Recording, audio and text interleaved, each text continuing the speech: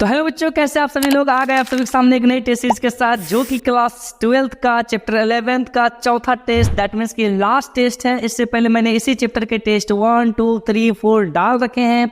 अगर आप लोगों ने उसे अटेंड नहीं किया है तो उसे भी अटेंड कर लें। और मैं आपको बता दूं कि इससे पहले मैंने चैप्टर 1, 2, 3, 4, 5, 6, 7, 8, 9, 10 तक के सारी टेस्ट सीरीज दे रखे हैं। और अगर आप लोगों ने उन टेस्ट सीरीज को अटेंड नहीं किया है तो अपने रिजल्ट को ठीक ठाक करने के लिए, अच्छा करने के लिए, बेहतर बनाने के लिए आप उस टेस्ट सीरीज को भी अटेंड कर सकते हैं।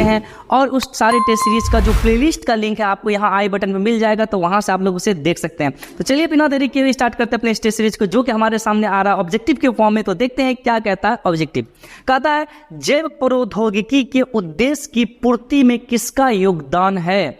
Who contributes to achieving the objectives of biotechnology, है ना। तो बायोटेक्नोलॉजी के उद्देश्य को पूरा करने के लिए किसका सबसे ज्यादा योगदान रहा? सूक्ष्म जीव विज्ञान का, माइक्रोबायोलॉजी का, अनुवांशिकी अभियांत्रिकी का, जेनेटिक इंजीनियरिंग का, आणविक जीव विज्ञान का, मॉलिक्यूलर बायोलॉजी का, इनमें से सभी या सभी का यूज रहा। बताओ बेटा, इनमें से क्या ऐसा है जिसका यूज बायोटेक्नोलॉजी को बढ़ावा करने के लिए, उसको डेवलप करने के लिए किया गया था? बताओ। आपके पास 4 ऑप्शन है क्वेश्चन नंबर 1 के। बताओ सही आंसर क्या हो जाएगा, जल्दी बताओ बेटा, क्या होगा? कमेंट बॉक्स में लिखो फटाफट आंसर। हाँ, जल्दी जल्दी, क्या हो जाएगा? बेटा इस क्वेश्चन के सही आंसर हो जाएंगे ऑप्शन नंबर सी। जी हाँ, आणविक जीव विज्ञान, मॉलिक्यूलर बायोलॉजी का सबसे ज्यादा उपयोग होता है बायोटेक्नोलॉजी को बढ़ावा देने के लिए। तो आप लोग ऑप्शन नंबर सी में टिक आउट कर लेंगे। चलिए हम लोग क्वेश्चन नंबर 2 की तरफ बढ़ते हैं। क्वेश्चन नंबर 2 आ रहा हमारे सामने, कहता है जेनेटिक इंजीनियरिंग में इस्तेमाल पहली प्रतिबंध एंजाइम का नाम क्या है? What is the name of the first restriction enzyme use in genetic engineering? बेटा पूछ रहा है जेनेटिक इंजीनियरिंग में सबसे पहले जो एंजाइम का यूज हुआ था, सबसे पहला एंजाइम, उसका नाम क्या है ना। इको मतलब Escherichia coli, R1, Hind 3, Eco RB, इनमें से कोई नहीं, है ना। Escherichia Eco R1, Hind 3, Eco RB, इनमें से कोई नहीं, नॉन ऑफ दिस। क्या सही आंसर हो जाएगा? ऑप्शन आपके पास 4 है। क्वेश्चन नंबर 2 के बताइए सही आंसर क्या हो जाएगा बेटा, फटाफट बताओ। किसका उपयोग हुआ था सबसे पहले? जल्दी बताओ, टाइम बहुत कम है बेटा, 5 सेकंड के अंदर कोशिश करो सॉल्व कर लेने का। क्लास में अगर पढ़े हो तो तुरंत इसको सॉल्व करो जी। बेटा इस क्वेश्चन के सही आंसर हो जाएंगे ऑप्शन नंबर ए में टिक आउट कर लो बेटा, ए, इचेरिया कोलाई R1। जी हाँ, इस एंजाइम का सबसे पहले यूज किया गया था, option number A. Question number 2 का आंसर ऑप्शन नंबर ए। चलिए अगले क्वेश्चन पर बढ़ते हैं। क्वेश्चन नंबर 3 आ रहा है हमारे सामने, कहता अनुवांशिकी अभियांत्रिकी में प्रयुक्त सबसे सामान्य जीवाणु है। The most common bacteria used in genetic engineering is. वो सामान्य बैक्टीरिया, सबसे इजी बैक्टीरिया, सामान्य बैक्टीरिया कौन सा है ना, जो कि जेनेटिक इंजीनियरिंग में हमेशा यूज होते रहता है? इचेरिया है, कोलिस्ट्रीडियन है, या जेन इलेक्ट्रोफोरेसिस है, या बेसिलस है, बताइए कौन सा होगा? जल्दी बताइए। आपके पास 4 ऑप्शन है, 4 ऑप्शन से आंसर क्या हो जाएगा? फटाक से कमेंट बॉक्स में लिखो बेटा, फटाफट लिखो। क्वेश्चन नंबर 3 से आंसर क्या हो जाएगा? सभी को मालूम है क्या होना है ना। यस, ऑप्शन नंबर ए इसका सही आंसर हो जाएगा बेटा, इचेरिया कोलाई। हाँ, ई कोलाई जिसको हम लोग पढ़ रहे थे जी। ये ऑप्शन नंबर 8, क्वेश्चन नंबर 3 का ऑप्शन नंबर 8 टिक आउट कर लेंगे। चलिए अगले क्वेश्चन पर बढ़ते हैं। क्वेश्चन नंबर 4 हमारे सामने आ रहा है, कहता न्यूक्लिक अम्ल में कौन सा पदार्थ उपस्थित नहीं होता है? Which substance is not present in nucleic acid? Nucleic acid में ऐसा क्या नहीं पाया जाता बेटा, बताओ तो? साइटोसिन नहीं पाया जाता है, एडेनिन नहीं पाया जाता, थायमिन नहीं पाया जाता, गुआनिन नहीं पाया जाता। क्या नहीं पाया जाता? साइटोसिन, एडेनिन, थायमिन, गुआनिन, इनमें से न्यूक्लिक एसिड के अंदर क्या नहीं पाया जाता? क्वेश्चन नंबर 4 के ऑप्शन आपके सामने 4 है, बताओ क्या नहीं पाया जाता न्यूक्लिक एसिड में? बताओ क्या नहीं पाया जाता? हाय हाय हाय हाय हाय, क्वेश्चन नंबर 4 का आंसर क्या हो जाएगा बेटा? इसके सही आंसर हो जाएंगे ऑप्शन नंबर डी में टिक आउट कर लो, है ना। ग्वानिडीन नहीं पाया जाता बेटा, ग्वानिडीन, ठीक है। ग्वानिडीन नाम का जो है ये पदार्थ नहीं पाया जाता आपको न्यूक्लिक एसिड के अंदर। बाकी साइटोसिन पाया जाता, थायमिन पाया जाता, एडेनिन पाया जाता, ग्वानिन रहता तो चलता, यहाँ ग्वानिडीन है बेटा, ये नहीं पाया जाता, ठीक है।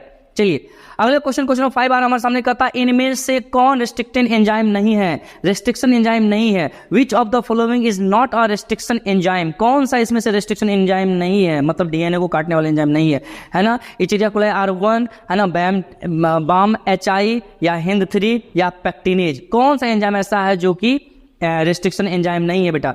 Eco R1, balm HI, Hind 3, या पैक्टिनेज। कौन सा एंजाइम इसमें से ऐसा नहीं है जो कि रिस्ट्रिक्शन एंजाइम की तरह काम करता? बताओ बेटा कौन सा होगा? क्वेश्चन नंबर 5 के 4 ऑप्शन आपके सामने है, क्या सही आंसर को फटाक से बताओ। जल्दी बताओ, जल्दी जल्दी बताओ, जल्दी जल्दी कमेंट बॉक्स में लिखो, फटाफट लिखो। ठेला वाला तारीफ करता है तुम लोग का कि बहुत अच्छा ब्रिलियंट बच्चा सब है। जल्दी जल्दी बताओ। अक्सर बच्चे लोग पूछते हैं सर ये ठेला वाला कौन है? वो चौक तक में ना ठेला तेला लगाता है सामान ढोने के लिए, वो तारीफ करता है तुम लोग, बोलता बाप रे कितना ब्रिलियंट बच्चा है आप लोग का।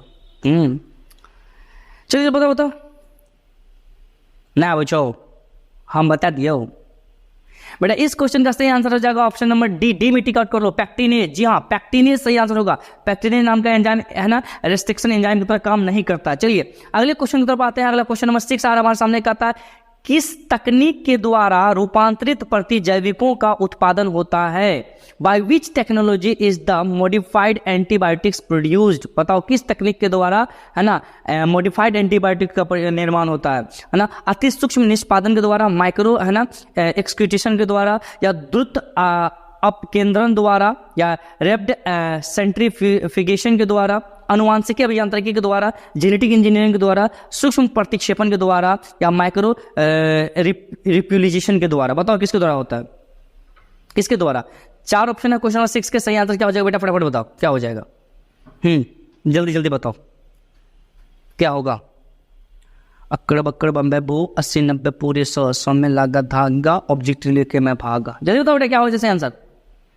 क्वेश्चन नंबर 6 का सही आंसर हो जाएगा बेटा ऑप्शन नंबर सी। सी में टिक आउट कर लो, अनुवांशिक अभियांत्रिकी, जेनेटिक इंजीनियरिंग। जी हाँ, इसके द्वारा हम लोग क्या कर सकते हैं, नए प्रकार के एंटीबायोटिक्स बना सकते हैं। जी हाँ, चलिए option number C, question number 6 का option number C tick out कर लेंगे।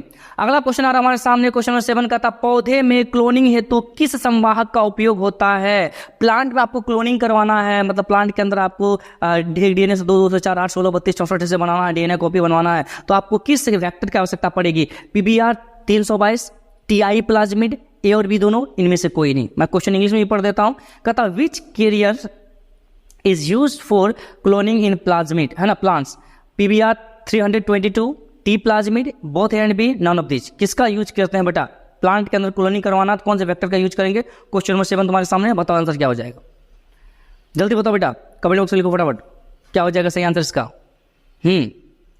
यस जी हाँ बताइए, आप ही से पूछ रहे हैं क्या होगा सही आंसर, कमेंट बॉक्स में बताइए। जल्दी जल्दी टेस्ट अटेंड करो बेटा, 4 टेस्ट अटेंड करना, पीछे का भी जो छूटा हुआ उसको भी अटेंड करना है बेटा। इस क्वेश्चन का सही आंसर हो जाएगा ऑप्शन नंबर बी। बी में टिक आउट करो, टी प्लाज्मिड। जी हाँ, टी प्लाज्मिड का यूज किया जाता है प्लांट के अंदर क्लोनिंग करने के लिए। चलिए आगे क्वेश्चन में 8 आ रहा हमारे सामने, कहता है प्रतिबंधन एंडोन्यूक्लियस डीएनए के किस विशिष्ट न्यूक्लियोटाइड अनुक्रमण को पहचानता है? Which specific nucleotide sequence of DNA does restriction endonuclease recognise? बताओ बेटा कौन सा न्यूक्लियोटाइड्स अनुक्रमण को पहचानता, मतलब न्यूक्लियोटाइड्स के सीक्वेंस को कौन सा एंडोन्यूक्लियस डीएनए को पहचानता है? बताओ। जी हाँ, आपके सामने 4 ऑप्शन है। नंबर ए में पैलिंड्रोमिक, नंबर बी में एंजाइम, नंबर सी में प्लाज्मिड, इनमें से कोई नहीं, नन ऑफ दिस। क्या होगा सही आंसर? आपके पास 4 ऑप्शन है क्वेश्चन नंबर 8 के। सही आंसर बताओ बेटा बराबर क्या हो जाएगा। बेटा क्वेश्चन नंबर 8 के सही आंसर हो जाएंगे ऑप्शन नंबर ए, पैलिंड्रोमिक का यूज किया जाता है। पैलिंड्रोमिक, इसके जरिए आप लोग क्या करेंगे, एंडोन्यूक्लियस, हाँ जो रेस्ट्रिक्शन एंडोन्यूक्लियस का जो पैलिंड्रोमिक सीक्वेंस होता है डीएनए का, उससे आप लोग उसके सीक्वेंस को पहचान सकते हैं। चलिए क्वेश्चन नंबर 8 का ऑप्शन नंबर ए में टिक आउट कर लेंगे। अगला क्वेश्चन आ रहा है हमारे सामने क्वेश्चन नंबर 9। क्वेश्चन नंबर 9 कहता है किसकी खोज के कारण अनुवांशिक अभियांत्रिकी में डीएनए का हेरफेर संभव हो सकता है? Due to whose discovery manipulation of DNA become possible in genetic engineering? बताओ बेटा किसकी खोज के कारण जेनेटिक इंजीनियरिंग के अंदर डीएनए हेरफेर होता है, अदल बदल होता है ना? डीएनए लाइगेज के द्वारा होता है बेटा, डीएनए लाइगेज, या रेस्ट्रिक्शन एंडोन्यूक्लियस के द्वारा होता है, रेस्ट्रिक्शन एंडोन्यूक्लियस के द्वारा होता है, या ट्रांसक्रिप्टेज द्वारा होता है, ट्रांसक्रिप्टेज द्वारा, या प्राइमेज के द्वारा होता है, प्राइमेज। बताओ बेटा किसके द्वारा होता है ये, जल्दी जल्दी बताओ बेटा। आपके पास क्वेश्चन नंबर 9 है, जिसके 4 ऑप्शन है, 4 ऑप्शन में सही आंसर क्या हो जाएगा फटाक से बताओ, जल्दी बताओ बेटा किसके द्वारा। यस बोलिए बेटा। इस क्वेश्चन का सही आंसर हो जाएगा, क्या बताएंगे हम, तुम बताओ। हाँ क्या होगा बेटा? क्वेश्चन का सही आंसर हो जाएगा ऑप्शन नंबर बी। बी में टिक आउट कर लो, रेस्ट्रिक्शन एंडोन्यूक्लियस एंजाइम का खोज ही है ना डीएनए के अंदर क्या होता है, जेनेटिक इंजीनियरिंग में हेरफेर करता है डीएनए के अंदर, है ना। तो option number B tick out कर लो। चलिए लास्ट ऑब्जेक्टिव की तरफ बढ़ते हैं हम लोग, जो कि 10वां ऑब्जेक्टिव है, इस टेस्ट का लास्ट ऑब्जेक्टिव है। क्वेश्चन कहता है प्रतिबंधन एंडोन्यूक्लियेज काटता है, ठीक है, रेस्ट्रिक्शन एंडोन्यूक्लियेज कट्स, मतलब कि एक एंजाइम है रेस्ट्रिक्शन एंडोन्यूक्लियेज, ये काटता है, किसको काटता है? एक डीएनए रज्जु को विशिष्ट स्थल पर, one DNA strand at a specific site, या डीएनए के दोनों रज्जुओं को, बोथ डीएनए स्ट्रैंड, या डीएनए के दोनों रज्जुओं को किसी भी स्थल पर, both DNA strand at any site, है ना, या एकल रज्जु के आरएनए को, या सिंगल स्ट्रैंड आरएनए को, किसको काटता है ये एंजाइम? प्रतिबंधन एंडोन्यूक्लियेज एंजाइम जो है, रेस्ट्रिक्शन एंडोन्यूक्लियेज एंजाइम, ये किसको काटता है? बताओ। आपके पास 4 ऑप्शन है क्वेश्चन नंबर 10 के, सही आंसर क्या हो जाए? जल्दी बताओ, जल्दी बताओ बेटा, बहुत इजी क्वेश्चन है ये, जल्दी बताओ क्या होगा बेटा। इस क्वेश्चन के सही आंसर हो जाएंगे ऑप्शन नंबर बी। बी को टिक आउट कर लो बेटा, बॉथ, है ना, डीएनए के दोनों रज्जुओं को, बॉथ डीएनए स्ट्रैंड, डीएनए के दोनों स्ट्रैंड को बीचों बीच काट देता है, ठीक है। चलिए ऑब्जेक्टिव हो गया फिनिश। अब इस टेस्ट के जो है दूसरे स्टेप की तरफ बढ़ रहे हैं, जो कि हमारे सामने आ रहा है ना, सब्जेक्टिव के फॉर्म में। और मैं आपको बता दूं, मैं हर एक टेस्ट सीरीज में 5 सब्जेक्टिव क्वेश्चन देता हूं, 2-2 मार्क्स के, जो कि एग्जाम वैल्यू बेस्ड के लिए बहुत इंपॉर्टेंट होता है।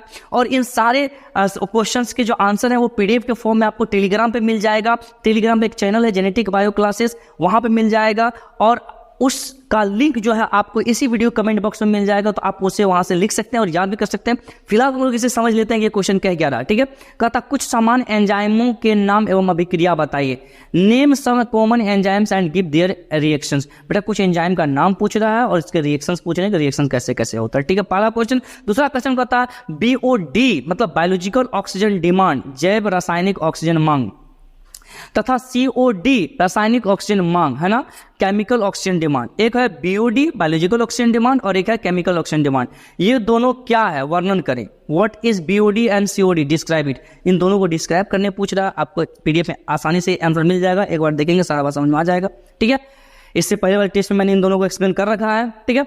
अब क्वेश्चन नंबर 3 आ रहा है हमारे सामने, कहता अर्धसूत्री विभाजन को ध्यान में रखते हुए क्या बता सकते हैं कि पूर्ण योगज डीएनए किस अवस्था में बनते हैं, है ना। Regards to the mitosis division can be said that at what stage the recombinant DNA form. Recombinant DNA किस स्टेज में बनता है अर्धसूत्री विभाजन के दरमियान में, मतलब कि मियोसिस। यहाँ मिस्टेक से माइटोसिस लिखा गया, आप लोग यहाँ मियोसिस कर लेंगे, ठीक है। तो मियोसिस कर लेंगे यहाँ पे अर्धसूत्री विभाजन। तो बताइए क्या होता है ना, किस स्टेज में बनता है, जल्दी जल्दी बताओ बेटा। बता सकते हो क्या?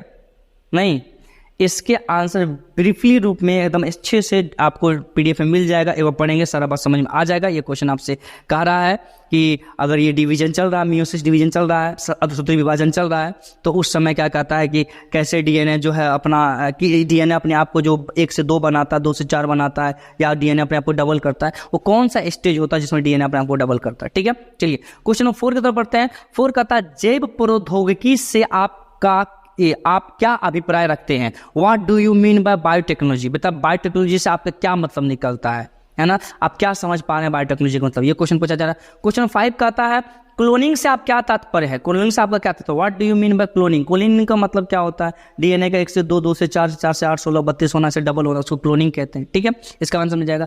अब हमारे सामने इस टेस्ट सीरीज का लास्ट स्टेप आ रहा है, जो कि लॉन्ग क्वेश्चन के फॉर्म में आ रहा है। बेटा ये क्वेश्चन बहुत मजेदार होता है, 5 नंबर का एक लॉन्ग क्वेश्चन मैं हर एक टेस्ट में डालता हूँ। चलिए देख लेते क्या कहता है ये क्वेश्चन। कहता है न्यूक्लिक अम्ल के कार्य का वर्णन कीजिए। Describe the function of nucleic acid. बेटा न्यूक्लिक एसिड डीएनए और आरएनए इनके फंक्शन के बारे में पूछ रहा है, डिटेल्स इसका दोनों का मिल जाएगा, और वहां से आप लोग इसे लिख लेंगे, उसे याद भी कर लेंगे, ठीक है। तो आज के टेस्ट सीरीज को यहीं पे खत्म करते हैं, फिर मिलते हैं नेक्स्ट वीडियो में एक नई टेस्ट सीरीज के साथ। तब तक के लिए थैंक यू।